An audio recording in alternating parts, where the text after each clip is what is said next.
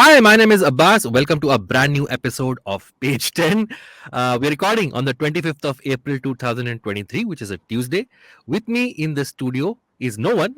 Joining me remotely are two guests. We have our regular panelist. We have with us Meghnad joining us from Delhi. Hi, Meghnad. Hello. Hello, and we have a returning panelist, the second in our little cabal of panelists that we have gathered. Returning to the show is Anusha Ravi Sood. Hi, Anusha. Hi Abbas, glad to return. Anusha, our feedback is that you're everybody's favorite panelist, so we've brought you back. I said the same thing to Kaleem, by the way, just saying. So, like, I'm being Thanks for transparent, okay? taking that away. Unlike the PM Cares Fund, I'm being very transparent. So, Ooh, nice, nice. Uh, little Easter egg. Meghnad has already given up the story he'll be covering. But in case you're seeing Anusha for the first time on the show, I'll just quickly give a little bio of hers in case you didn't catch her the first time around. Anusha Ravi Sood is the political editor of the southfirst.com. She's based out of Bangalore and has worked with television, newspaper, and digital media, the whole gamut. She's worked with Times Now, the New Indian Express, and the print. So, Anusha, welcome once again to the show, to page 10. Thank you so much. So good to be back. All right. So, in case you're watching Page 10 for the first time, this is the current affairs show of the All About Now podcast feed and YouTube channel at IVM Podcasts. What happens is every week, myself and a few other panelists bring a piece of news to the table that preferably happened over the last week. And we have a healthy discussion about it and hopefully go back learning a little more than we knew when we started the episode. This is the All About Now podcast feed and YouTube channel. You can check out two other shows on this particular YouTube channel and podcast feed, which are ELI 10, which is Explain Like I'm 10, hosted by Meghnad, and How to Citizen, which is co-hosted by Meghnad and Shreyas. And Meghnad, would you like to tell us when we can expect new episodes of How to Citizen? so new episodes are dropping first week of May. We are resuming our season. Yep. And Nidhi Razdan is the first episode. So she's going to talk about media. So Right. there's a chapter on media, guys. And that there used to be a chapter on advertising. They Right. deleted it in the rationalization. I was really hoping to get Nidhi to talk about that also. It didn't happen. But the fun Right. thing is, when we did that episode with her, Adani had Right. just taken over or announced Ah, NDTV's takeover. right. So just a teaser there. Yeah. Uh, as I like to call it, the good old days, The which good was old like a days. few Yes. months ago. The good old days. Yeah, yeah. All right, so let's start with you, Anusha. You're going to give us a little rundown of what you think the Karnataka elections will look like, which are just around the corner. So take it away and tell us what you have for us. Thank you, Abbas. It's like I said, election time is my favorite time, of course. Actually, Right, there's so much drama. There are so many people flying in and flying out of Karnataka. There are suddenly banners everywhere. So much attention given to places where no Neta walks anywhere in 5 years. It's only during election time that people get to see the people that they finally elected, and that right, is the time of the 5 years in Karnataka now, I suppose. And 10th May is polling mm, day, and all the big wigs of all political parties have started setting their foot in Karnataka, and we have the ringside view of what is mhm, happening in the state. 13th of May is counting day. All parties keeping their fingers crossed for that particular day. So as of yesterday, the entire nomination process, as of yesterday, as in Monday, the entire nomination process was completed, which leaves Karnataka, which has 224 assembly constituencies, with about 3,000 plus candidates. And the Bharatiya Janata Party, which is the incumbent ruling party in Karnataka, has fielded candidates in all 224 seats. The Congress in 223, because they've given one seat to another farmer party in Melukote. That is, a farmer leader, Sandarshan Puttanaya, has gotten the endorsement of the Congress in that one particular seat. The JDS, the regional party, the party that gave India HD Devegowda as its prime right, minister. It has mhm, fielded about 207 candidates, but the JDS is also very intelligently backing a few CPIM candidates in a few constituencies. They have also, very surprisingly, the JDS has also backed a Congress candidate this election, and that is Darshan Dhruvanarayana. This Mhm. is in an SC reserved constituency. Dhruvanarayana, a former um, Lok Sabha MP from the Congress, passed away even before the party could declare a ticket in his name, and now his son has been declared as the candidate by the party. Unfortunately, Darshan Dhruvanarayana also lost his mother within a span of few days. So the JDS thinks it, one, is humane and also a very politically savvy move to Right. not field a candidate against Hmm. this Dalit Mm. candidate of the Congress, which basically means it can also get a lot of sympathy and backing from Yeah. Dalit voters in neighboring constituencies, which is Mm. in old Mysore region anyway, where the Mm. JDS already enjoys quite a bit of support. So, just to give you a glimpse of Karnataka, a lot has already been discussed about how the BJP is attempting to make inroads in regions where it does not have a great foothold, which is again the old Mysuru region. Traditionally, Karnataka can be divided into Old Mysuru, then there is the Bangalore region, there is Kalyan Karnataka, there is Kittur Karnataka, and there is Central Karnataka. Kalyan Karnataka is what used to be known earlier as Hyderabad Karnataka, which we share a border with Telangana. And then there is Kittur Karnataka. Previously, it was known as Bombay Karnataka or Mumbai Karnataka, and we have this entire border row brewing with Maharashtra there. So the BJP, and then there is coastal Karnataka, of course. The BJP's you can call it home turf, you can call it Mm. bastion, you can call it laboratory of the BJP's multiple experiments. So these are largely the places the BJP very confident of retaining the kind of support it enjoys in coastal Karnataka. It also is a very popular party in Kittur Karnataka, which is previously Mumbai Karnataka. They have Mhm. the Maratha voters, they have the Lingayats voting for them, they have SC left that back the BJP there directly in contest with the Congress vying for the same set of votes in Kittur Karnataka. Then you take a look at Kalyana Karnataka, where the Congress has an upper hand, Mhm. and a lot of the goodwill that the Congress is receiving this time Which is around this is also. region? This Uh, is Kalyana Karnataka, which was previously Hyderabad Karnataka. All your okay. Gulbarga, Bidar, Yadgir, Right. Yeah. Yeah. these Yeah. districts come here. And this time around, the Congress, generally the Congress fares better in this particular region, also because of SC right communities that vote in favor of the Congress. But this time around, the Congress has a step up thanks to the Mhm. AICC chief, Mallikarjun Kharge, who hails from Yeah. this region.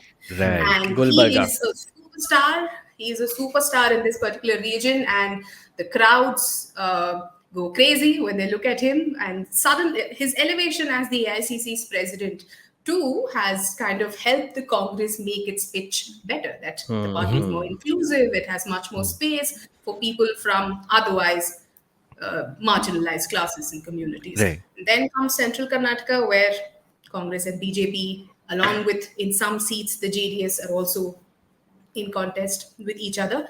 A lot of people presume that the JDS is only in the fight in old Mysuru region, which is not true. JDS actually has a lot of influence in Kalyana Karnataka as well. They have a lot of Mhm. seats. Even now, the incumbent Bidar South seat is held by the JDS, which is otherwise presumed to be a very old Mysuru region party. Right. So this time Mhm. around, a lot of pre-poll surveys suggest that the incumbent BJP is facing severe anti-incumbency, the corruption allegations against the party, its own MLA going to jail over corruption, officers being raided by multiple anti-corruption agencies, state, central, both is really not helping the party kind of better its image of corruption. The only Mhm. saving grace is some leaders coming out and saying, see, officials are raiding our own people, that means we are very good.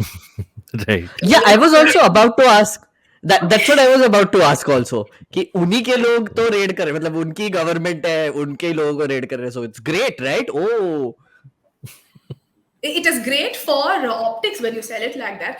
But Mm. if you actually go by the whisper campaigns that go around in Karnataka, this is my favorite conspiracy theory when it comes to yes. why is the BJP going after its own people. So the Mhm. theory is this, that in some cases, the BJP has been able to relieve its senior leadership or leadership that it thinks whose time has come, and that person should let go and Right. give way for the next generation. In some Mm-hmm. places, they have been able to successfully replace those leaders with new candidates, but in places where they can't do that directly, they have to kind of create an impression that this person has become a liability. And Correct. hence, Yeah. the party is not at fault in Mm-hmm. wanting to replace this person. I mean, very recently, earlier last week, there were election commission officials raiding the factory of an incumbent minister, Murugesh Nirani, who is the industries minister, and they found what silver articles, lamps or something that was supposed to be given as vote as bribe for voters. So yeah, I mean that's also a whisper campaign that's going around that whoever the party cannot eliminate directly, the Right. party would rather Use create an other impression means. that they're a Right. liability. Yeah. I'm just Yeah. saying it's a conspiracy theory. I'm not saying this is true. I'm Of course. reiterating this. Yeah. But this is what I like about elections. There are so many conspiracy theories you can choose from. Agreed, Um. agreed. I'm on board. I'm on board this train. So, and then there is So. the Congress. Always the opposition party has had the advantage in Karnataka of Yeah. making this anti-incumbency sentiment. Karnataka has Mhm. always been the state that we follow a revolving door concept. We Correct. vote in one Yes. party, and one time another party, another time. Mm-hmm. So which has been the trend in Karnataka, if you ask. Unfortunately for the BJP, the party has never won an absolute majority in the state Mm-hmm. ever. The BJP has been in power. BJP has had chief ministers for three times now, but not once has the party ever come to power on its own. Right. So that is the scenario for the BJP twice. The third time I'm just counting B.S. Yediyurappa's short stint as chief minister Correct. before Yeah. the Yeah, yeah. JDS and Congress coalition Took took over. over in Yes. 2018. But yeah, All if right. you put all of these together, the BJP has had three terms in power, let's say, and Okay. never has it been on I have a majority. question. So, you also mentioned that the BJP seems to be on a bit of a back foot this time around. And my sort of leverage of that is always whenever you see TV news, they always project as if, wherever the elections are happening, the BJPs are the favorites. But this time around, even the more favorable TV shows, TV channels always put that little thing out there that this may not be the best performance of the BJP. So, you mentioned the corruption is one big reason for that. Apart from that, what are the major issues that the election is being fought on this time round? And if the Congress are looking at forming a government, is there a CM face that they have that they are projecting forth? Also, when you talk So about the corruption, please also mention that whole contractor bribe thing that happened. If you can just reiterate for our listeners, that would be great. absolutely. Well, let's start with the question on corruption allegations. It all started when a set of government contractors in Karnataka. Let's remember, government contractors never have any beef with any party in power because it's their bread and butter. They need Correct. to Of have course. great relationship with the ruling party. However, last year, the Government Contractors Association wrote a letter to the Prime Minister saying that the Karnataka government in power, the BJP government in Karnataka, was demanding up to 40% commission in every tender that is given out to them for public works. Now, there was no reaction that came from the Prime Minister's office. The contractors wrote another letter and then they came to the media and insisting that corruption, especially in this particular government, they also acknowledged that it's not like under the Congress regime there was no corruption. They're very Yeah. categorical about it. There was corruption then also. But the words that they used is corruption not of this level, not of this extent. And that is the kind of allegations they leveled against the BJP government. Let's remember the first time they wrote this letter, they were referring to the period when B.S. Yediyurappa was the chief minister, not Basavaraj Bommai. Right. However, their accusations continued even during the Basavaraj Bommai government's regime, even under Basavaraj Bommai. The allegations took a very, very serious note when one government contractor, Santosh Patil, killed himself. He died by suicide. And in his suicide note, he categorically held the then Minister for RDPR, Rural Development and Panchayat Raj, K.S. Ishwarappa, responsible.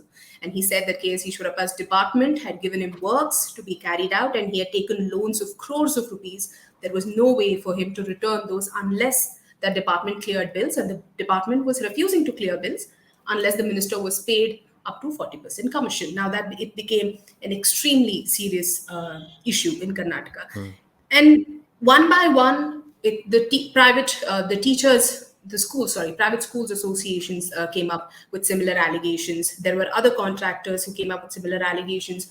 Earlier this year, BJP's own sitting MLA, who has not been given a ticket this time, who's been dropped from the BJP's ticket list, Gulihatti Shekhar, alleged that in the tender process of a multi-crore irrigation project, there were irregularities. And he also made, so you see, this corruption allegation did not start from the opposition. It started from a third party, from the Right. Contractors Association. Yeah. The Yeah. opposition picked up on it.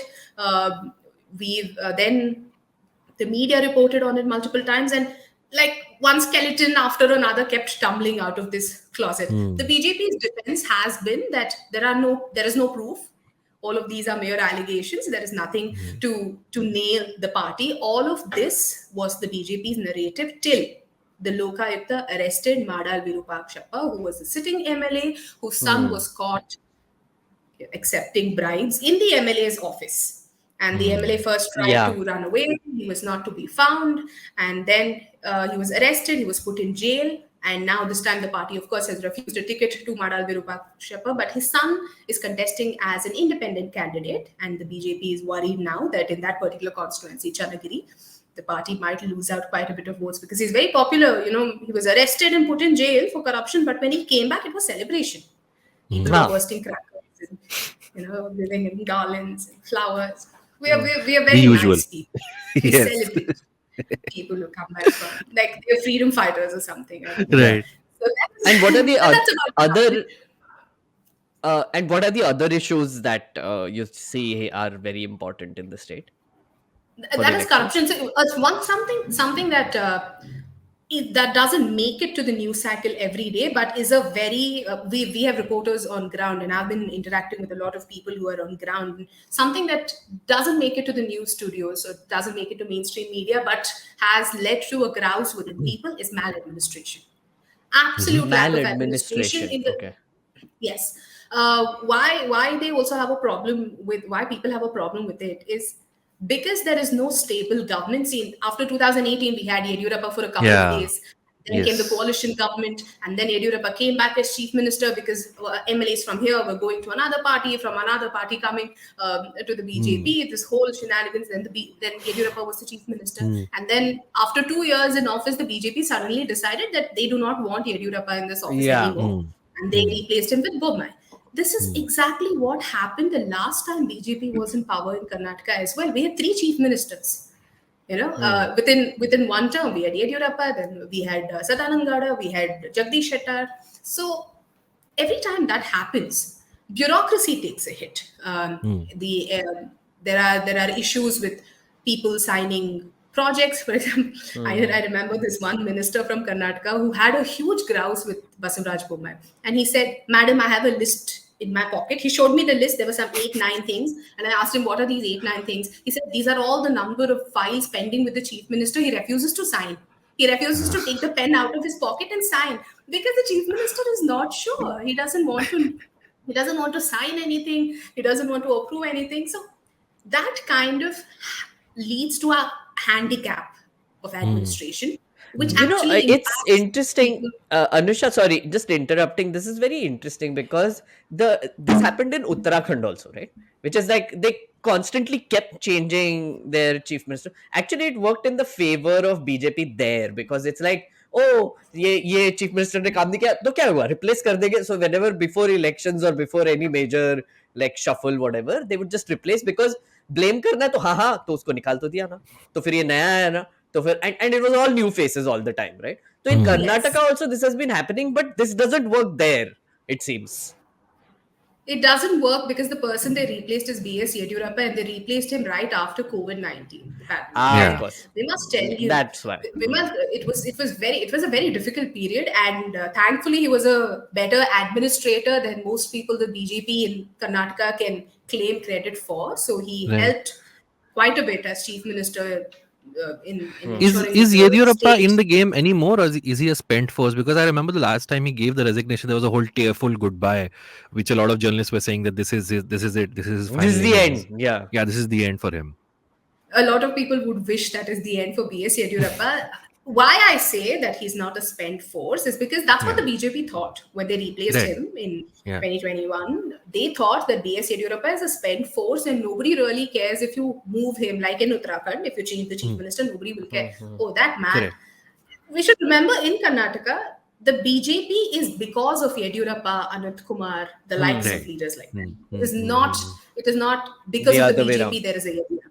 mm. There's a lot of difference. It is because of leaders like B.S. Yediyurappa there is a BJP in Karnataka, and without doubt, he continues to be one of the only two mass leaders in the state who can claim the status of a mass leader in Mhm. Karnataka. He is a mass leader not just of the Lingayats, but he's accepted overall by people from different communities. The only other person who can probably claim second place in that position is Siddaramaiah of the Congress. Right. No other Yeah, than yeah. Hmm. Malik. Hmm. And the BJP was wrong in replacing Mm, him. And I am not saying this. mm, That is how it looks when the BJP that removed B.S. Yediyurappa mm, was mm. forced to bring him back as the face of their campaign in elections this year, back Mm. in January or February this year. Until January, February this year, from the time he resigned till January, February this year, you didn't hear of Yediyurappa at all. Did you hear any Right. BJP Hmm. leader talk No, about Yediyurappa? No, absolutely. because No, they no. thought Mm, they'll win this election without him. It's only Hmm. when reality hit them in the face they realize that B.S. Yediyurappa is still has a lot of currency in Karnataka when it mm. comes to elections, and he Okay. has used that also. I mean, he's not under any delusion that he will be indispensable forever for the BJP. He also Right. understands that this is only till 2024, Yeah. But and but he's used Anusha, his what card was? too to get.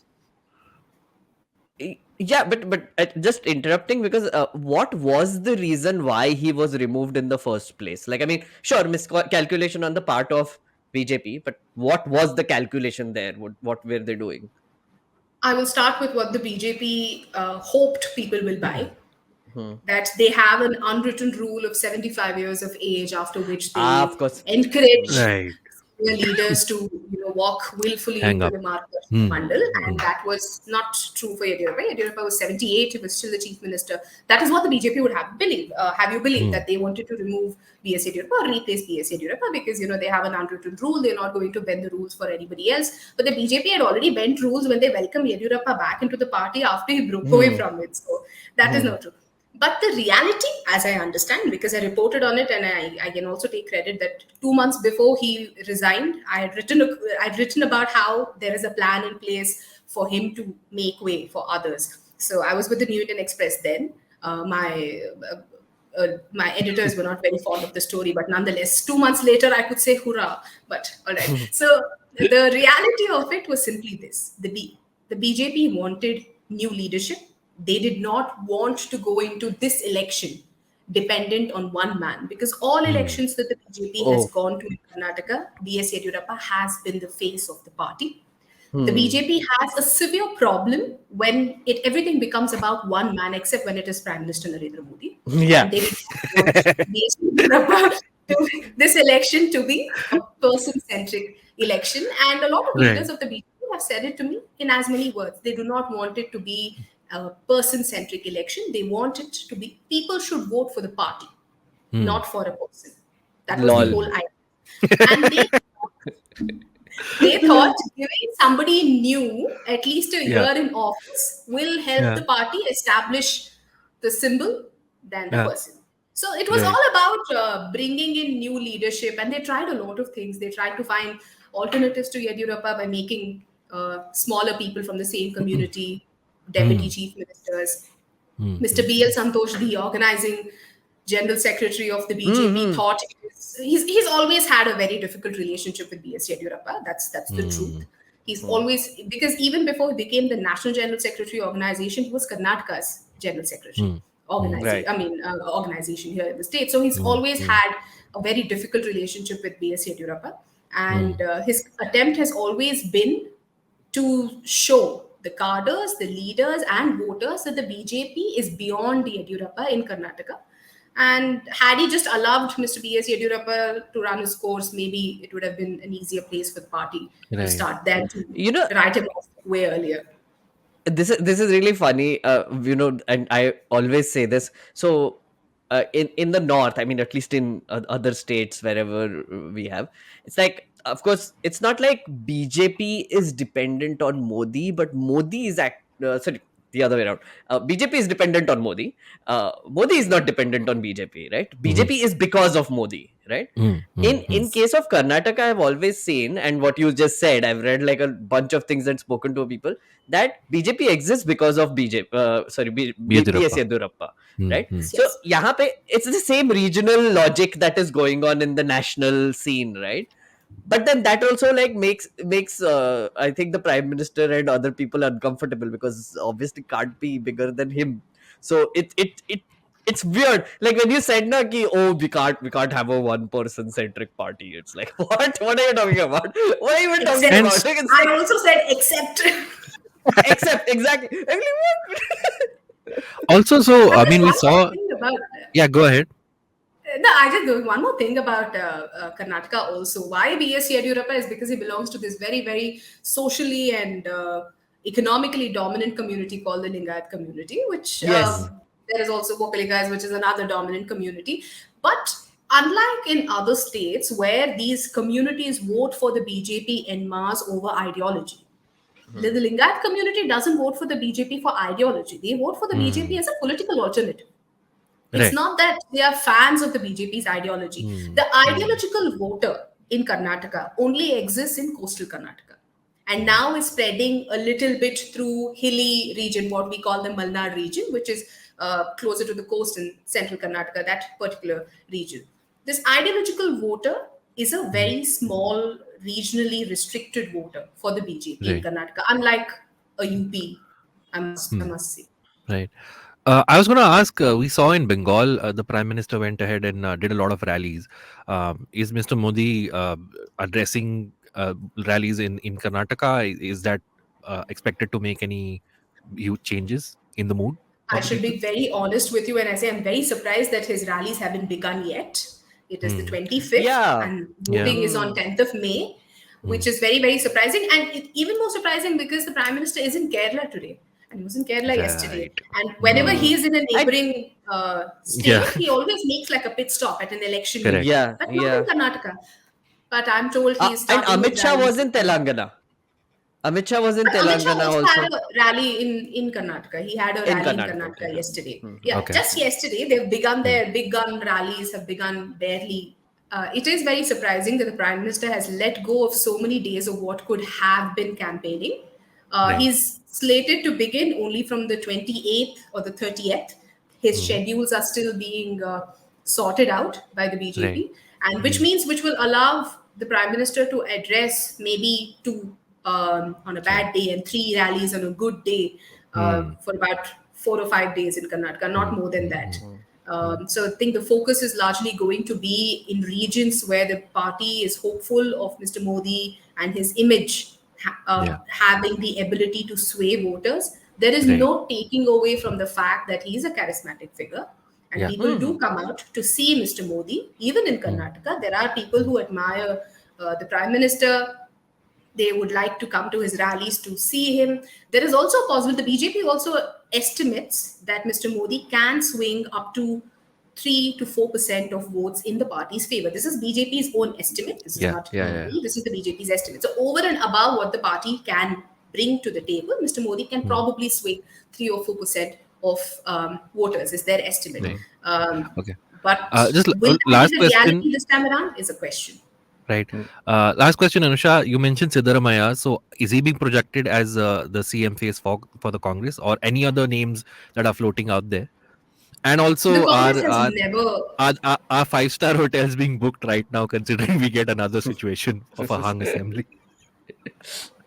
So when I think this time around, if there is a hung assembly, 5-star hotels or resorts will be booked only in Assam because Mr. Sarma is the new caretaker and the herder of the BJP, like what Mr. Right. Yes, D.K. yes. Kumar was for the Congress during the Gujarat Rajya Sabha elections, because that's what got Right. him into trouble. The first time he tried to play host to all these legislators from Gujarat is what got him to trouble and got the first Hmm. IT raid against D.K. Yeah, Kumar. yeah. Anyway, and as far as the chief minister face for the Congress goes, the reality is this: the Congress has never projected a CM face in Karnataka. In fact, Right. the BJP has. Every election except this election, the BJP has projected B.S. Yedurappa as the CM candidate, except Hmm. 2013 when he was not in the party. But the Congress has Hmm. never done that. To give Hmm. Congress a little bit of a credit, they've never projected the face. But is Siddaramaiah a popular chief minister face? Absolutely yes. In fact, Hmm. he Hmm. has the most approval ratings when it comes to choice of chief minister. At South Hmm. First, we've done one tracker poll, we've done one pre-poll survey, and in both these surveys, he comes up as a rock star when you ask somebody a question of who do you want as your chief minister. Hmm. But there's also a factor to it, because he is the only chief minister Karnataka has had in about 30 Hmm. years who completed a full 5 term in office. He's Right. very well known to be a good administrator.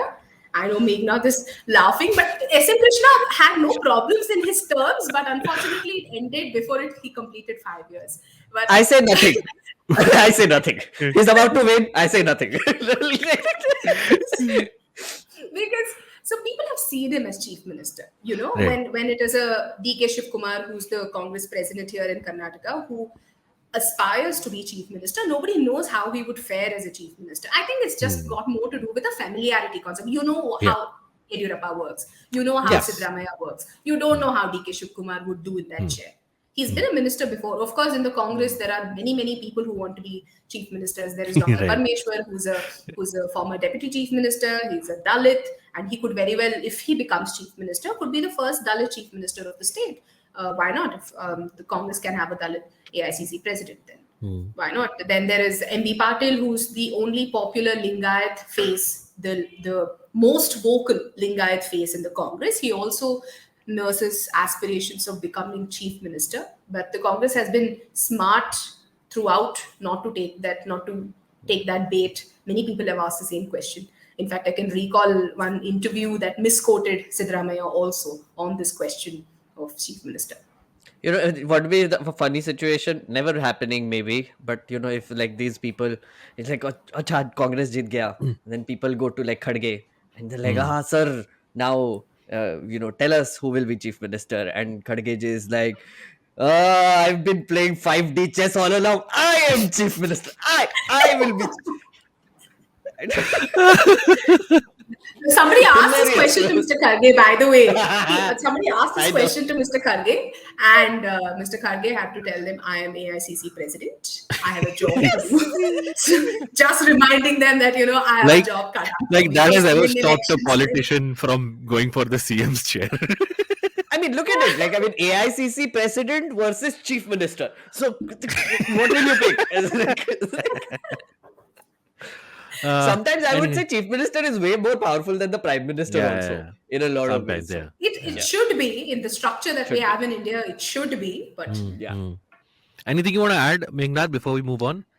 No, I'm very looking forward to this election, and I feel like it's going to be a very interesting election because I remember like when the Bharat Jodo Yatra was passing through Karnataka, right? That is when it sort of picked up steam, and that is when we had gotten Anusha, Right. and Anusha Yeah. had told us this, that we didn't expect the kind of crowds that we saw for the Bharat Jodo Yatra, right? Which she Hmm. also said that is signaling that, oh, Congress is on the rise in Karnataka as well. So this was probably a signal as well. And you were right, maybe, probably, we'll know. But it's interesting because I've always thought that the southern states have been way more sensible politically, just Yeah. overall, Yeah. Yeah. because I Yes. feel like what this whole switcheroo thing points towards between Yeah. Karnataka and even in Tamil Nadu and Kerala is In that Kerala also. people are like, if you do able administration, we keep you. If you Yeah. don't, we kick you out. Yeah. Then if you also do it, then we keep you. Otherwise, we kick you out also, and then we bring Hmm. someone else back. So that is also a thing, no? Like, people are very aware of what they need from the government, and they're very self-aware about that fact, and they don't fall for this hero worship bullshit in most cases. I would say. I don't know. I mean, this is just my assessment based on just having observed the southern states ka politics in whatever limited capacity I have. But we were also speaking about this, Anusha, before this, and I think I stand true. And Yes, we who have will say great no? discipline, I'm even praising the South administrators. Indians. Yeah. Of course, I'm taking credit. I don't know how much of it we don't, how much of hero worship we don't believe in. Like I said, Mr. Modi still has fans, but so does Mr. B.S. Yediyurappa, but so does Yeah. Mr. Of course. Sidramaya. But Yeah. that Yeah. hero worship generally stops at the voting booth. Hmm. Exactly. As it should, frankly. Yeah. All right. Thank you, Anusha. We'll take a short break at this point. When we come back, we'll hear the stories that myself and Meghnad have. So we'll see you on the other side of this break. Hello, it's been another great week on the IVM Podcast Network. On Cyrus Says, Cyrus welcomes Seema Taparia, popular marriage consultant and TV personality.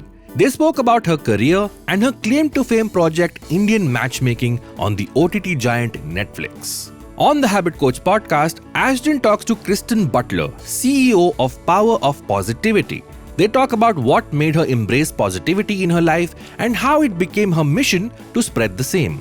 And on page 10, Abbas, that's me, Jalasmi and Karan discuss Atiq Ahmed's assassination caught live on camera in Prayagraj, former Governor Satyapal Malik's explosive revelations, and more. Catch all the episodes on the All About Now feed and YouTube channel. And once again, don't forget to visit our merch store on ivmpodcasts.com. We have some really great stuff for you over there. Follow us on social media. We are IVM Podcasts on Twitter, Facebook, Instagram, and LinkedIn. If you like our shows, spread the word, tell your friends, and don't forget to rate and review them wherever you're listening to them. You'll also find our shows on YouTube at youtube.com/IVM Podcasts. And finally, we would like to thank our sponsors this week, Cash Free Payments and HDFC Mutual Fund. Thank you for making this possible. And we're back on page 10. My name is Abbas and we're here with Anusha and Meghnad. So I'll go next. The story that I'm covering is the wrestler protests that are happening as we speak at Jantar Mantar in Delhi. So in a nutshell, these are some really prominent and proficient Indian wrestlers who have won some very honored accolades abroad. So these wrestlers are protesting against the president of the WFI, Brij Bhushan Sharan Singh. You would have known of this because there was a protest that happened back in January also. But that was actually sort of, they took back the protest because they were assured that a body will be looking into the allegations that took place. But this time around, I think because they're not happy with the actions that were taken, they're back at Jantar Mantar to protest again. So this time around, the protest took steam when Olympic medalist Bajrang Punia invited all parties to join them at the Jantar Mantar. He said that we are not affiliated with any political party. Anybody who wants to support us can come in and sorry, any party that wants to come in and join us is welcome to do so. Officials of the Sports Authority of India, or SAI, were seen at Jantar Mantar having talks with the wrestlers. They said that they were there to hold talks with them, but they did not comment on the demands that the wrestlers have. Services Sports Control Board, or SSCB, actually put out a WhatsApp message to athletes affiliated with them saying, barring them from joining the protests. Basically the case is there are 7 female wrestlers who are victims of what they claim happened with them was sexual harassment, and one of them claims that she was 16 at the time that the harassment took place, so she was a minor. The Union Sports Ministry has declared the upcoming WFI elections, which were to happen on the 7th of May, as null and void. And the protest resumed after a gap of 3 months. And the ministry has requested the Indian Olympic Association, or the IOA, to form a transitory body to look after the day-to-day running of the WFI because of all the controversy that is happening. I'll just name some of the prominent wrestlers who are at Jantar Mantar protesting right now. There's Bajrang Punia, there's Sakshi Malik, there's Vinesh and Sangeeta Phogat, there's Satyavant Karyan, Somvir Rathi, Jitender Kinha, some of the names which are protesting right now. I mentioned the earlier protest in January, which was called off. That was because the Union Ministry of Youth Affairs and Sports had announced that an oversight committee will be put in place to probe the allegations, which they're not happy about. The Congress and the AAP are supporting the protests. The protesters filed a complaint at Connaught Place police station on Friday, and the Supreme Court has actually issued a notice to Delhi police to look over the plea that is filed by the protesters. And the 2022, one second. Oh, I should mention Brij Bhushan Sharan Singh's record, which is very Yes. sort of sad and interesting. So, this guy has charges of attempt to murder, dacoity, disappearance of evidence against him. He's not been convicted for any of this. In 2021, he publicly slapped an athlete in Ranchi in Hmm. front of a lot of people, and the video of that went viral. He never apologized for that. He suspended a railways coach for being quote unquote too animated during a national championship in Noida. Hmm. And in 2022, he stopped the World Wrestling Championship trials in 5 minutes because, and I'm not making this up, the Ayodhya seers who were the chief minister at the event were not called to give blessings before the event started. So the event was stopped. So this is the guy who's the president of the WFI. I mean, the allegations aside, it's a person who's publicly slapping athletes and Hmm. doing these kind of things. So that's where we stand. The protests are on as we speak, and I'd just like to get your. I mean, these are world class athletes, right? I mean, and it's Hmm. very um, sad to see the visuals of them sitting in the heat at Jantar Mantar, uh, Yeah. getting And it's very protesting. sad also because the kind of questions that they're being asked by the media are ridiculous. Like, I Right. mean, it's just beyond insensitive, right? Like it's Mm, like, हाँ आपके पास proof क्या है? अरे हाँ तो right. मतलब whatever. And like the Fogart sisters are also there, and I think Babita Fogart actually broke down after, like, she was being constantly questioned, "Ki, how do we Yeah. believe Yeah. you?" Yeah. Right? It's really sad. And also, sorry, before recording this, there's another news item that just came. I think this Okay. case is also being heard in the Supreme Court now. I think the Supreme Court That's gave a an update. travesty. Imagine these world class athletes have to go to the Supreme Court to do what? To get an Precisely. Yeah. FIR registered. Something so Precisely. basic.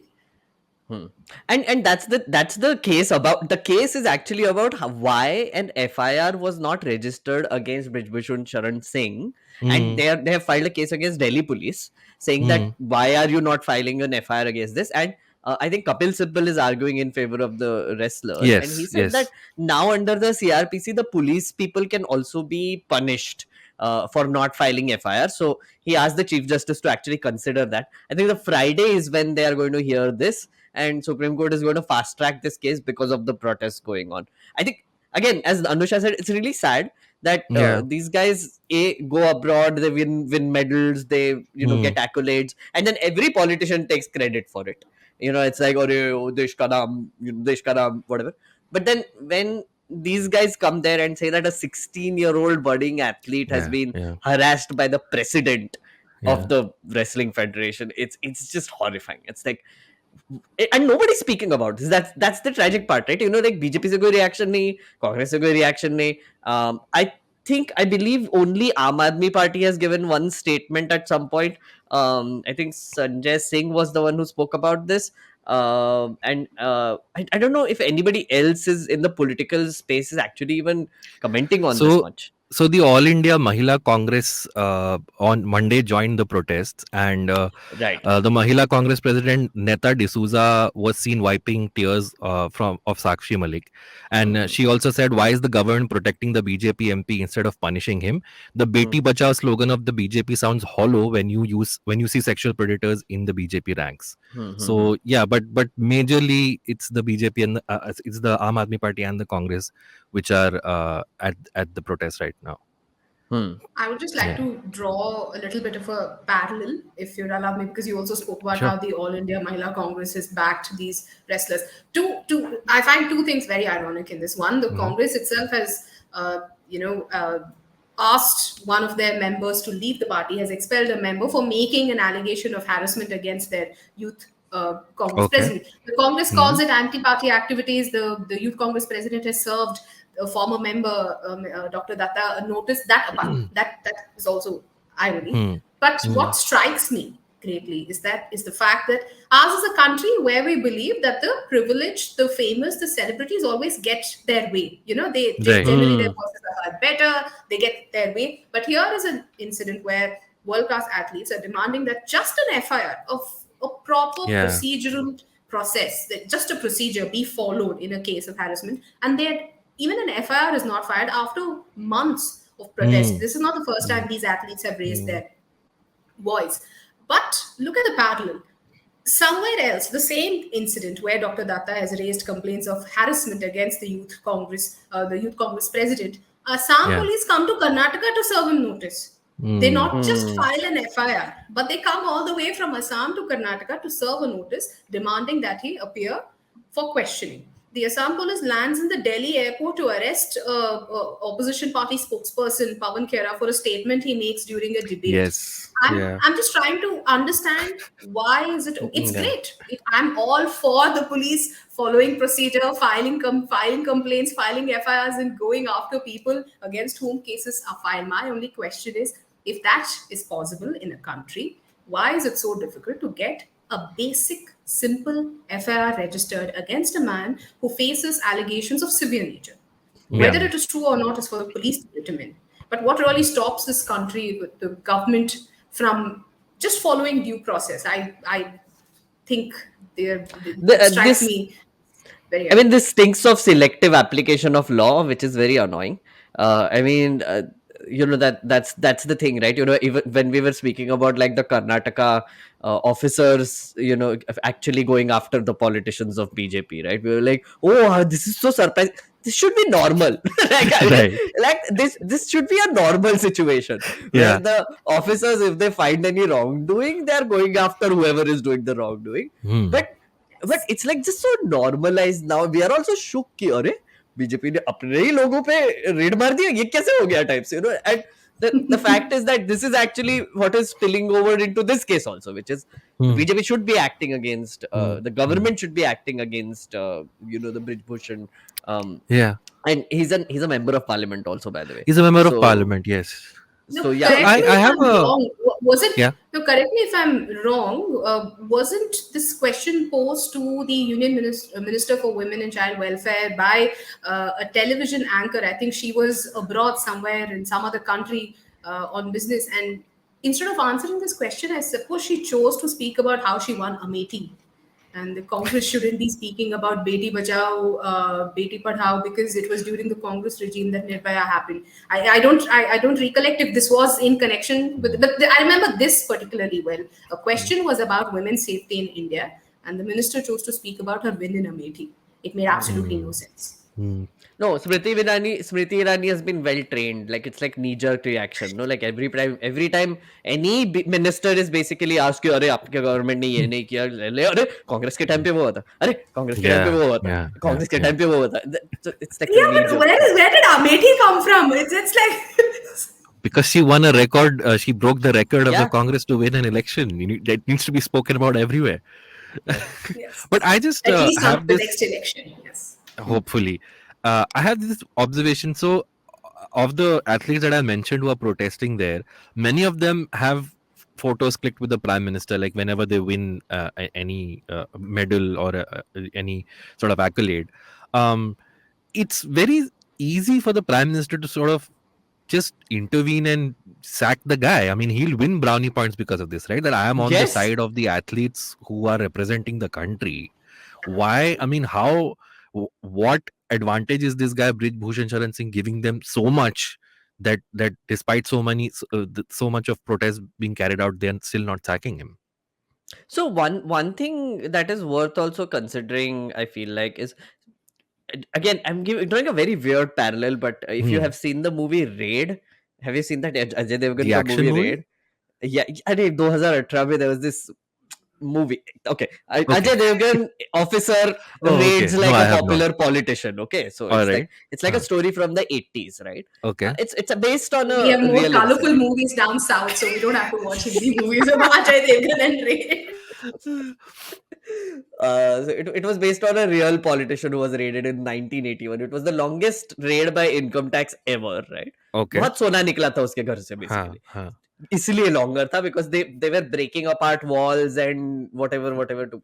So वहाँ पे what happened is that like because this guy had like a proper dabdaba in the area in Kanpur, if I believe, there was a mob that came to lynch the officers.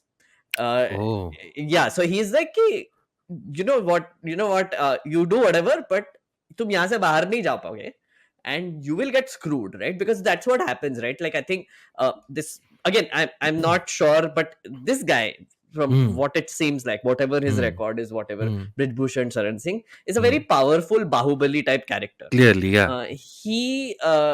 He might have some sway over certain seats and like popularity in certain areas, which the BJP Hmm. might not want to upset.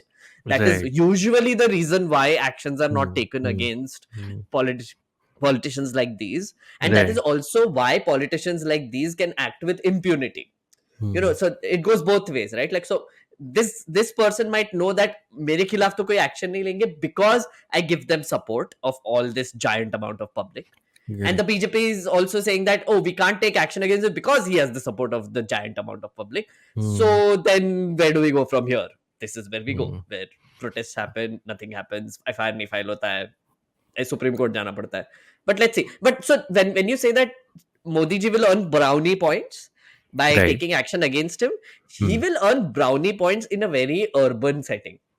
He might not Hmm. earn brownie points with his actual voters who voted him Right. MP or like the people who Right. he controls, right? So Hmm. Hmm. Hmm. that might be a calculation there. So it's this Let's sad also state of remember affairs we are where the country that celebrates Bilkis Banu's yeah. Exactly. I mean, families murderers when they're sent out in remission. So what Meghnad says is absolutely right. You never know the kind of support this person has may be invisible to the urban elite.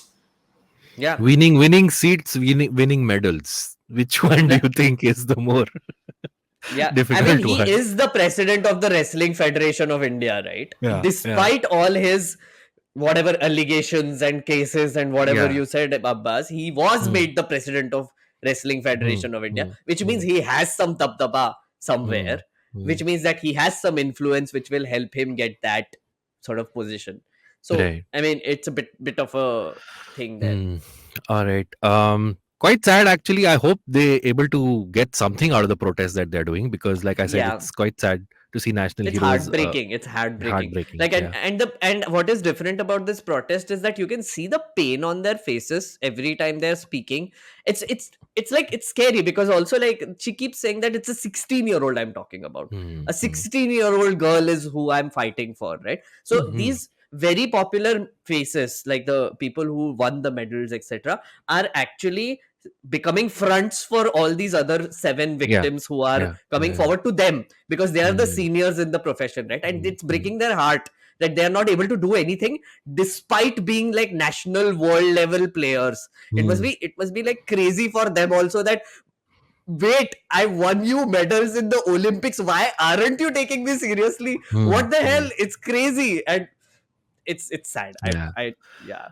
Yeah, these guys have already won medals. They're of course doing it for the generation that is yet to come. So yeah, I Exactly. hope something comes out of this. We'll take a short break right here. If you're watching us on YouTube, please press the like button, subscribe to the channel. If you're hearing this on an audio podcast, do rate and review us on whatever platform you're listening to. We'll take a short break. When we come back, we'll have the last story from Meghnad. We'll see you right after this. Hi, this is Cyrus Rogan Brocha, pyar se Rogues. I've come up with a brand new idea. It's a premium product called Club Cyrus Says. It's an offer open just for you. Let me tell you about the product. We've got exclusive Cock and Bull episodes just for you. That's right, just for you. That means others don't get to see it. Also, you get exclusive footage, extra bits, the uncut version of the interviews with celebrities. And these are huge celebrities, not small-time celebrities. Only the big guys come on the show. So you'll get the exclusive bits that nobody else gets. The extra tidbits, special stuff, uncensored stuff you don't want to put out. That's just for you.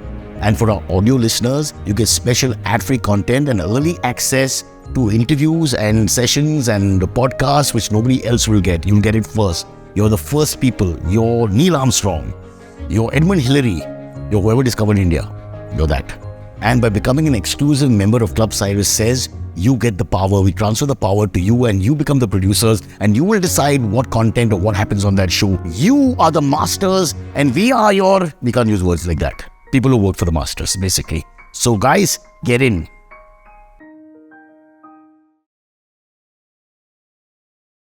Special audio features include, I forget. I can't remember what the And we're back on page 10 with Anusha and Meghnad. Meghnad, what do you have for us this week? Please take it away. My headline reads 2,913 crore rupees from government firms to Modi PM Cares Fund. Essentially, the story is that we all know about the great PM Cares Fund. Yes. I keep asking, did the acronym come first or did the full form? Because it's I mean, it's a chicken and egg situation there. Yeah. So so it has been controversial right since the beginning, which is 2020 was when this grand fund was unleashed onto the world. This was during COVID. It was basically an initiative by the Prime Minister of India to collect money from whoever and wherever around the world and then help people with ventilators and hospitals and spend the money in whatever way they want to help in health emergencies. So the thing is that a report has been published in Business Standard, which says that about 59.3, about 60% of the total funds in the Prime Minister's PM Cares Fund comes from government companies and government sources, which means that so it says government run firms, right? Just to give you like a quick list, right? So ONGC gave 370 crore, NTPC gave 330 crore, Power Grid Corporation of India gave 275 crore, Indian Oil Corporation gave 265 crore, and Power Finance Corporation gave 222 crore, right? So between them is like about 2,000 crore odd rupees, right? So 2,913 crore is the total amount in PM Cares Fund, which is coming from government sources. Now, the irony of this situation is that um, whenever an RTI was filed in the last 2 years, 2020, say, the government has clearly stated that this is not a government entity. This is a private fund. You cannot ask us questions about who is donating, what is being spent. So essentially, what they are saying is that अगर हम आपको बताएंगे तो तुमको पता चलेगा, but otherwise you will know nothing. Right. And I'll go into that. Like, I've seen their website anyway. Then there were hearings in the Delhi High Court where again this question came up, and there the lawyer said that again it's a private entity. This is a private fund, it's a trust. You cannot ask questions to us and ask them to reveal funds and sources or whatever it is, right? It came to such a situation at some point where I think in 2020 October I did a video on this PM Cares Fund, right? This fund was launched around March 25th in 2020, right? So in 5 days it had collected around 3,000 crore odd rupees, right? In 3,000 crore, so it went on, and the website page, there was a FAQ section jahan pe they used to give ki this fund has so far collected 3,900 something crore.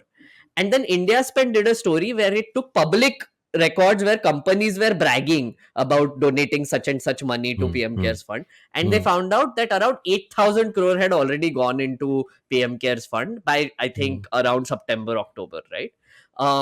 So I and their website still said in the FAQ section and that was they didn't even specify that it was just 5 days worth of collection, right? So I did this video. It was very fun. I was tweeting about it like crazy also. And then a bunch of other people also like went and did it. Funnily enough, a week later, they released like this expense report on their, I don't say it's my impact. I don't take credit for such things.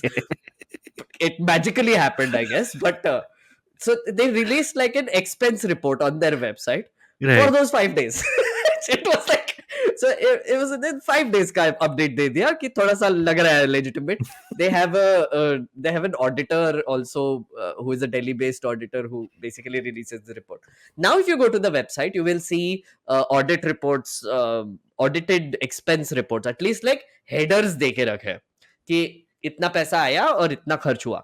किससे पैसा आया पता नहीं, मतलब but कहाँ गया, with broad they have spent on ventilators, they have spent on hospitals, they have spent on a bunch of things, right? I just did like a quick calculation. Okay, so 2019 2020 में so I'll read out the amount of money this fund got and how much it spent, and then the Okay. balance amount, right? So in 1920 it got 3076 2020. crore. You said 1920. 1920. No, as in Oh, 2019 2020 year. Okay, got it. Yeah, so like the assessment year 2019 to My bad. 2020. Yeah. Yes, is when this fund got 3076 crore, right? And it spent 2049 crore. So balance of 1027 crore, right? In 2020 2021, Abbas, it it collected 10,990 crore, Okay. and it spent 3,976 crore, right? Right. A balance of now 8,041 crore. Right. In 2021 2022, it collected 9,131 crore more, and it spent 3,716 crore. So it has a balance of around 13,000 crore right now, right? Going by the reports, okay? Yeah. The statement is not that updated, so reports have said something, then statements are saying something, and then there are some who have also collected like these public statements from people and like sort of done like their own reporting also. So this is a report, this is from Business Standard, right? Okay, so that is the situation there. There is another report which says that about 40% of the total amount collected in the PM CARES fund remains unspent. Sorry. Continue. Yeah. There's another report which says that 40% of the total collected by PM CARES fund remains remains unpaid until unspent until March 2022, right? Now, another thing worth pointing out is that this fund was started during COVID. This was, you remember the campaign, right? Yeah, of PM course. CARES fund. Yeah. So the Prime Minister himself, on his face, on his credibility, is collecting money from the world, not just India, because this is also exempt under the FCRA license, right? So the foreign contribution be allowed. So he continues to use his own face to collect money into this fund, right? Another thing that happened during that time, if you remember, I'll just give you two examples. LIC had donated 113 crore to PM CARES fund, right, in the initial few months. So they said that 8.6 crore out of that was from staff salaries, 100 crore under corporate communication, and 5 crore under Golden Jubilee Foundation. I don't know what the last two mean. I'm guessing CSR or whatever, but yeah, right? Then Yeah, I have a question. Did the employees have any say in the salary? that's what I was coming to. Yeah, Yeah. that's exactly what I was coming to, right? So LIC gave. Finance Ministry also gave a PM CARES fund by cutting 1 day salary of each employee, right? And the weird thing is that they just announced that 1 day salary of all Finance Ministry employees will be cut and given to PM CARES fund. And they also told the employees that if you don't want to give it, then you have to write it in written, sign it, and give it to us that you don't want to give it. So essentially, by default, you are giving it. So then later, when this news came out, I think a few weeks later, they changed it to, oh, if you want to voluntarily donate, then like write a letter to us. Ridiculous stuff, right? Then railways. I'm just thinking it's just a scary predicament for the employer to be like, let me stand out and say I don't want to. Yeah. Precisely. Oh no, it gets Isn't worse. just Railways. that, even the Rajya Sabha speaker then, Mr. Venkaiah Naidu, chairperson, sorry, asked the legislator parliamentarians to donate their MPLAD funds. Yes, So that was yes. not a choice either. Yeah. But that's the thing. So like he couldn't sort of force them. But like there was this another funny thing, railways, right? So Hmm. railway employees also were asked to contribute to the PM Cares Fund, Hmm. and the senior officers were actually asked to create WhatsApp groups and keep a Hmm. track of who is donating. So every time you donate, you have to put it on the WhatsApp group. Otherwise, the senior officer will remind you on the WhatsApp group in front of everyone, कि why aren't you donating? Why aren't you donating? Prakash देना question पड़ेगा. mark. Yeah, Prakash is exactly. sitting in his house. Like Okay, so that is government companies, right? Okay, there was another weird thing happening. L&T donated 150 crore, right? Mhm. This was around the same time when their employees were protesting against non-payment of wages. Ah. Bizarre, right? There Hmm. was CureFit which gave 5 crore, right? 2 days later they fired 800 employees, right? Hmm. During the pandemic. And Hmm. what was interesting to see during that period was that this was like this great philanthropic exercise which everybody seemed to be doing, which is like, Hmm. oh, hum bhi de rahe, hum bhi de rahe, hum bhi de Hmm. rahe. Hmm. Hmm. uh, but at the same time, when their employees were asking for money, or when they were there, Yeah. when it came to retaining their Hmm. employees, many companies were laying off people, not paying wages, like giving half pay, cutting pays, whatever it is, right? So capitalism works in mysterious ways, I guess. I mean, I Hmm. don't Hmm. understand it, but whatever it is. Okay, so essentially that is the overall story. I must say that what reports say is that 7,739 crore till now have been spent on buying ventilators, supporting migrants, creating makeshift hospitals, installation of oxygen generation plants, and repairs to hospitals. And Hmm. now the scope of PM Cares Fund is not just restricted to COVID, it has Hmm. expanded. So Hmm. now they can give funds under any national natural disaster, or any health related crisis, or any major crisis that the government feels should basically get help Right. from this fund. Right.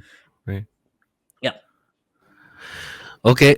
Maybe I missed that part earlier, Meghnad, but you said there's a formidable balance that's still remaining in the PM Cares Fund, right? Yep. Yep. So you're saying that will be allocated to these other avenues, like a natural disaster and so on and so forth.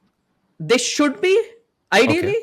Okay. They aren't. Uh-huh. That's the problem. Like 40% Right. of it is still unspent. Right. You know what happens? To be completely fair to all these funds, what usually happens with trust funds or government funds like these, or even ministry funds, like Hmm. Hmm. when they have, when it comes to spending, Hmm. a lot of times they don't know what to spend on. Hmm. Like बहुत ज्यादा पैसा आ गया, and like Hmm. ठीक है ventilator तो दे दिए, अरे migrants को भी इतना पैसा दे दिया, स्टेट को भी Hmm. दे दिया, बांट दिया Hmm. थोड़े थोड़े Hmm. पैसे इधर उधर, राइट? Hmm. अब किस पे खर्च करे? Hmm. एंड खर्चा करना in the sense is not just like any आंडू पांडू खर्चा ना, ठीक है? तो you can buy equipment, you can do whatever. If you have to build a Anusha, hospital, Anusha, you're smiling a very wide smile. Do you have something on your mind you want to say? No, I was just trying to also figure out. See, when Meghnad said he did a show for South Coast, we did a yeah. show too. My question remains as simple as this: when you donated to PM Cares funds, did you think you were donating to a government fund, or did you think it was Yes. a private fund? That's simple. A It's as simple government as that. fund. Yeah. Because precisely because the Hmm. domain name is a Government of India domain name. Hmm. The emblem that is used is the official emblem of this country. Hmm. It's the national emblem that is used in Yeah. PM Cares funds. The Hmm. advertisements that ran asking, encouraging people to donate to PM Cares funds all had Mr. Modi's face plastered everywhere. It was Hmm. as if Mr. Modi Hmm. was coming to your house and asking you to donate funds for PM Cares funds. Hmm. Hmm. Yeah. The ex-officio chairperson of that entire committee who's supposed to administer this fund is the Prime Minister. The other members who sit on that committee are finance minister, defense minister, home minister. All of Home them are minister. ministers. They're all, yeah, they're all official positions, constitutional positions. Let me actually make Yeah. it more clear. They're all constitutional positions, which means they are public offices. I will never understand this concept of saying I will not give you information that is with a constitutional office, because it doesn't come under the RTI, because it's a private entity. Private How fund. can so many government elements be involved in this entire process? And how can you then deny information to the public, the same public that you asked money from? The second thing, the BJP also in its affidavits, etc., not the BJP, I'll correct myself, the government in its affidavits to the courts, especially when it came to question on RTI, why information under RTI is not being revealed about PM CARES funds, has repeatedly said that it is built or it is styled on the same lines of PM NRF, which was Yes. Mr. Jawaharlal Nehru came up with that fund, and that also is always is portrayed as a private fund, but also uses the national emblem, also uses the Prime Minister's office as the ex officio chairperson, as the chairman, as in the Prime Minister is also the trust keeper, the fund keeper, etc. So their arguments have always been that. But what the government refuses to tell the Supreme Court or the courts, wherever this hearing comes up, is that the same questions have been raised about PMNRF as well. And right from Yes. 2007, courts, including the information commissioners of this country, have categorically stated that because a public office is the keeper of information, that information should be available to public. Of course, the hearing is still underway in our courts, but the question still remains. The question here is about propriety. If you're holding government office, if you're holding public office, are you not liable, accountable to the people that you sought money from? And also, Anusha, it's worth thinking about, right? Like, so in a very logical way, why wouldn't you give this information? Right. So you claim that this is a fund which you are spending for health reasons, national disaster, etc., etc., right? Which is a great noble cause. It is actually a noble cause. Like, if you are doing it, it's a noble cause, right? Then it also makes sense to also not keep this information, because all the people who are donating are contributing to this noble cause, right? So why wouldn't you tell people that it, because as far as I know, a lot of companies bragged about this already. कि हाँ, हमने तो 10 करोड़ दे दिया, हमने तो 100 करोड़ दे दिया. Ministries bragged about this, ministers bragged about this, employees bragged about this. It's crazy, right? And so if people are themselves so braggy about it and they want to proudly tell people, then why does the government not want to tell this to people also? It's a little bizarre, and dissonance होता है थोड़ा सा यहाँ पे, हाँ, इस situation में. Like what Meghnad said, he spoke about how FCRA, permissions were also given. Not just that, the government also allowed all our embassies to ask funds Yes. for PM cares in other countries. Our embassy personnel, our authorized or IFS officers who are stationed elsewhere representing India, held events, fundraisers, asked people to donate funds to PM Cares funds, which basically means everything that is associated with this fund is official, is government, is constitutional, except the information that the government wants to withhold. That is private. Yeah, and there is a separate voluntary contributions and foreign contribution section in the PM Cares fund. So if you look at their expense reports, they have this foreign contribution thing, and you can see like a shit ton of money being donated in 2020, 2021, which is like around kitna aata hai ye 49,000 कितना 4,900 crore के आसपास कुछ तो भी आ रहा है यहाँ पे, right? तो it's crazy, right? Like that's what I was saying, right, Anusha? Like, if you are doing this noble thing, and you're using the Prime Minister's face to collect this money, right? Why aren't you giving this information? And again, I have no objection, to be honest. Like, if you're actually spending the money well, if you're actually helping people and you're collecting money to help people in the Prime Minister's name, I have no objection, right? But Just be if transparent about it. If they tell you how much they spent on what, then there'll be further questions on then what's the figure of the people Who do they who, give? who, No, the who question will survived, be who on. didn't survive. No, the question will be on तुमने oxygen का plant खरीदा, right? Oh, great deed. किससे खरीदा बे? हाँ, किससे खरीदा? What is the connection? Then people will dig in, ना? Like, किसको contract मिला, किसका ये, that is what they're scared of, right? Because they know that they are spending this money for the benefit of people. If they are completely transparent about it, there will be some weird connections that can be formed between the donors and the people who got contracts, and things might come out, and nosy journalists like Anusha might, ask questions. We will. क्या बात कर रहे हो? The honest This is journalists why, I tell you. like, what This is why Meghnad said, "Nahi dega main." Like in Kannada, if I were to say, "Koil Nahi dena. And that has consistently been the response of the government. Like whenever people ask, "Oh, please give us information about the PM Care Fund," nahi denge.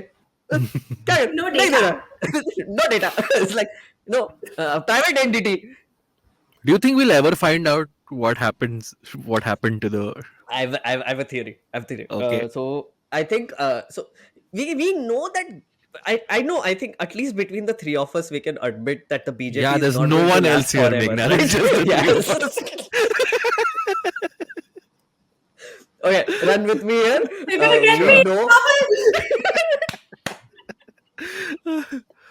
So we know logically, realistically, the BJP is not going to last forever in power. Okay, there will be maybe 100 years I mean, later. yeah. 100 years. As our 100 years. former prime minister said, in the long run, we are all dead. So You are all sure, dead, right? let's So, go with that. let's go with that. Yeah. Let's say 100 years from now, BJP loses power. Okay. Sure.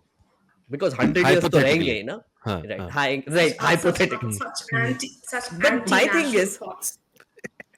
no, my thing is there are two things which might actually come out, which is electoral bonds, which is also this non-transparent way of political donations, which our friendly neighborhood Arun Jaitley ji created, and the other is PM Cares Fund. These two things which the government has been constantly resisting giving out information in. If a government comes in which has like special khunnas against the BJP, right? They can literally order the SBI and this fund to just release the data, right? डाल दो public domain में एक बड़ा सा database डाल दो like leak it, you don't even have to do it, whatever. I feel like we will start understanding so many things that are going on around us just by establishing these money trails and connections that are between parties and corporations and PM Cares Fund and whatever is happening, wherever they are resisting giving out this data, because I feel like at some point in the future this has to happen. It has Yeah. to. You forgot the last link in that chain. Yeah. Electoral Which is? victories. Electoral victories. Yes, of course. Of course. I mean, Which is what? that's Electoral victories. At the end of it, elections need money. Electoral Correct. Yeah. bonds Okay. enable parties to have unlimited money, and let us we all agree and we all know it's a matter of fact that only one party gets the most amount of money through electoral bonds, and that is the party in power, and that is the party that refuses to make electoral bonds transparent. Correct. Cool. That I'll is be the one looking forward information- to 2124 when this Yeah, exactly. eventually That happens. is when it will happen. But that this information that Anusha gave is public. That is the only public information कि BJP ने इतना पैसा collect किया है. कांग्रेस भी लेता है electoral bonds, TMC भी लेता है electoral bonds, but the maximum number goes to BJP right now. Right. And most of the electoral bonds that are bought are over 1 crore rupees. So like one bond of 1 crore. कौन normal आदमी 1 करोड़ रुपए का electoral bond खरीद सकता है, right? Except Abbas maybe because he's rich. I wish. Then I will care the hell out of you if you are giving me a bond worth rupees 1 crore. Man, I'll be at your service 24/7. Precisely my point, right? Yes. You know how BJP feels now.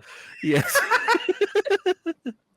One question though, let's say you mentioned that let's say a new government comes in tomorrow, not tomorrow but whenever, but the PM changes, so then does the PM care then revert to the new PM? Yes. So because they haven't named a particular person, these are constitutional positions, as Anusha also pointed out. So like the next finance minister, home minister, defense minister, prime minister will become the automatic trustees of this fund, right? So that is also the thing, right? It's you're putting constitutional positions as chairman and executives of this fund and its operation, right? And there is other 3 trustees which also they have named.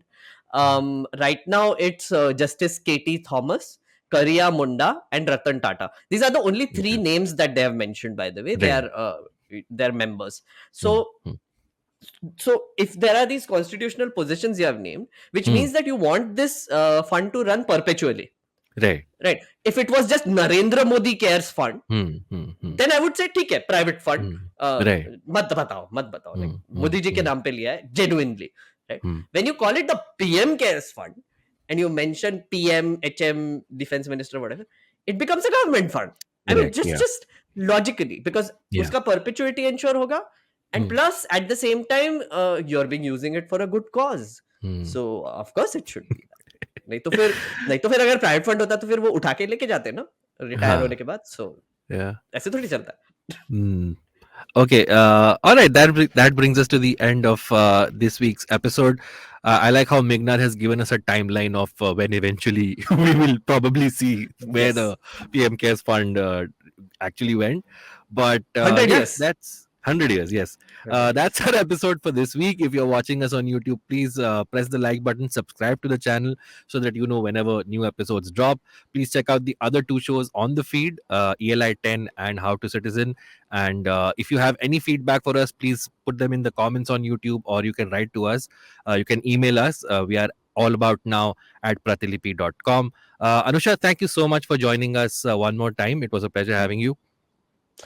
Thank you so much, Abbas. Thank you, Meghnad. It's always a Yeah. pleasure. And to plug myself, Yes. I've upgraded Yes. from Twitter to Facebook, because last time I was here, I was only on Twitter, and I told you how I've been asked to also have a page on Facebook. So you can find me on Twitter at Wait, you- Anusha Ravi 10 and on Facebook. Wait, you said, Anusha did Ravi you? Sood. Sorry. फिर से repeat. Sorry. फिर से repeat. Okay, said, or you can find me on Twitter at Anusha Ravi 10 and on Facebook, Anusha Ravi Sood. All right. And you can I find all thought you other said you posts. upgraded to Facebook. You said you upgraded to Facebook. That's what Yeah, caught yeah. me, right? Considering how Twitter is going, Meghnad, I think I think it is an upgrade. Yeah, it's sad. मेरा भी plug कर दूं? Yes, sure. I am on Meghnad on Twitter. I bought Twitter Blue, guys. Please judge me. Hard, judge me very hard. Okay, like I'm an Elon fanboy. Block कर दो सब blue tick वालों को type judge करो मुझे. I love it because मेरे ना जब से मैंने ब्लू लिया है ना इतने गंदे तरीके से फॉलोअर्स बढ़ रहे हैं ना तो स्क्रू यू लाइक जो भी मुझे जज कर रहा है स्क्रू यू मेरे फॉलोअर्स बढ़ रहे हैं मेरे ट्वीट्स बहुत अच्छे जा रहे हैं मुझे आर्टिफिशियल बूस्टिंग मिल रहा है. Now I know why I'm part of this cabal, because I also bought Twitter Blue. Like Oh my Meghnad. God, I'm the only one who doesn't have a Twitter Blue on this. No, I have my reasons too. One, because we are a startup and we are just starting out, and we cannot afford to get our voices lost. And if Mr. Elon Musk is going to threaten my engagements and presence, I have an entire brand that is dependent on my Twitter handle. Fair enough. Hence, I have put business before. Yeah. Sure. Same logic applies to IVM also, who also bought Twitter Blue. So, judge. Did you guys see this? Substack has come out with something called Stack Notes, I think, which is exactly like Twitter. And everybody was like, "Oh, this is going to be the new big thing, and we'll all migrate over here." And then I think the next day after, someone was interviewing the CEO, and they asked him, "What's your position on hate speech on the platform?" And he was very ambiguous. He's like, "No, we're going to take it from a case to case basis." And apparently, the journalist who was interviewing him was a Pakistani or an Indian, and he was like, "If someone of my skin color, if someone's being racist towards me on your platform, would you take that tweet off, or would you take that message off?" And then he was very ambiguous. He's saying, "Yeah, we're going to just take it on a case by case basis." So that everybody turned on him, and he's like, "Oh, it's going to be exactly like Twitter." So that happened. But yeah, you can follow me also on a non-Twitter Blue account. I am at Abbas Momin on Twitter and Abbas Momin88 on Instagram. And yeah, you can follow me there. Thank you everyone for watching, listening, and thank you to the panelists for joining me. We'll be back next week with a new panelist and some new topics. Till then, keep writing into us and keep listening and keep watching. And bye-bye. Bye-bye. Bye. All right. Anusha, wait. Yeah, just